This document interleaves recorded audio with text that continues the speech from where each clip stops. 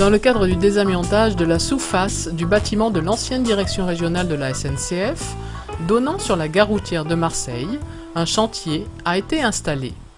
L'intervention consiste à enlever l'amiante contenue dans un enduit projeté au plafond de type Progipsol. La zone d'intervention est un endroit habituellement ouvert au public. Le prestataire a donc cantonné le chantier, balisage, signalétique. Il a également défini une zone d'approche, une zone de récupération, des sas pour le personnel et un sas pour le matériel et les déchets. Un échafaudage a été monté sur le site pour permettre à l'équipe de désamiantage de travailler à hauteur d'homme. À l'intérieur, la zone de désamiantage est isolée et confinée du reste du chantier.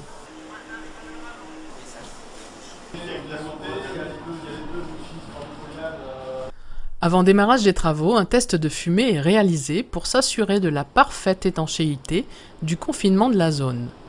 Ce test permet également de calculer le temps de renouvellement d'air en zone. La zone est mise en dépression.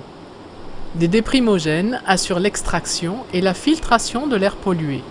Un appareil contrôle lui la dépression de la zone. Enfin, une pompe statique mesure l'empoussièrement environnemental. Un appareil permettant le contrôle de la dépression est constamment en service. L'aérolique est calculé afin d'assurer un renouvellement d'air suffisant dans la zone de travail grâce à un équilibre entre les extracteurs d'air et les entrées d'air à clapet anti-retour.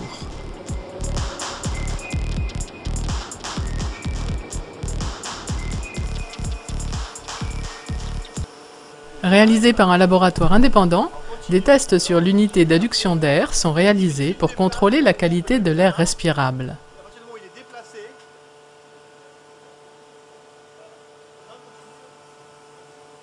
Il n'y a pas d'arrivée d'air, il n'y a pas la manette.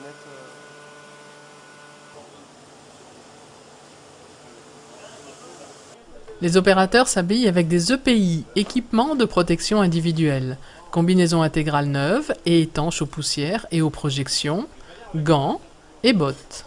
Leur appareil de protection respiratoire est relié à un groupe d'adduction d'air qui est contrôlé avant sa mise en service.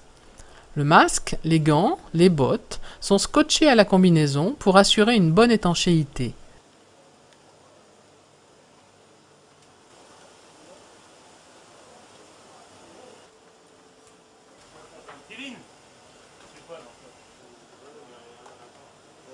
Un technicien d'un laboratoire accrédité vient équiper les opérateurs avec des pompes de prélèvement d'air. Des pompes statiques sont également mises en œuvre.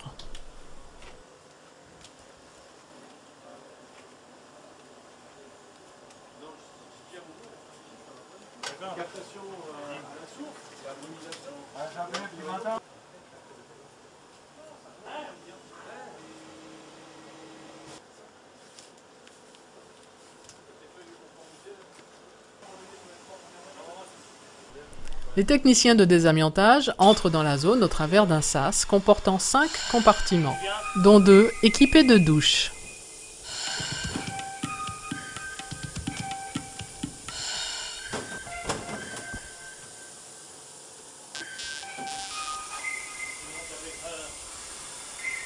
La zone est totalement confinée.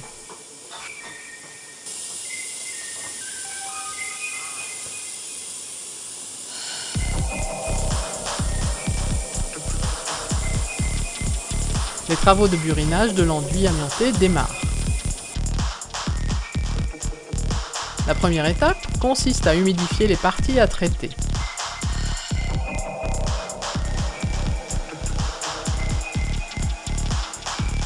Un entonnoir raccordé à l'aspirateur est déplacé sous la partie à éliminer afin de récupérer à la source les déchets amiantés.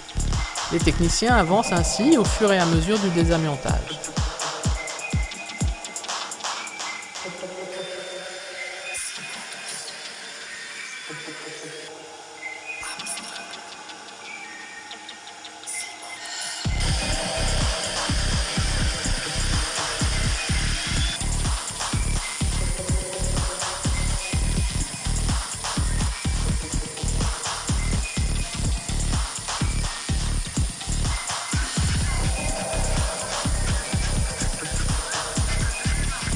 À la fin de la vacation, il nettoie et décontamine la zone avec des aspirateurs à filtre absolu. Pour sortir de la zone de désamiantage, les techniciens repassent par le sas de décontamination. Aspiration et douche des combinaisons, douche également des opérateurs.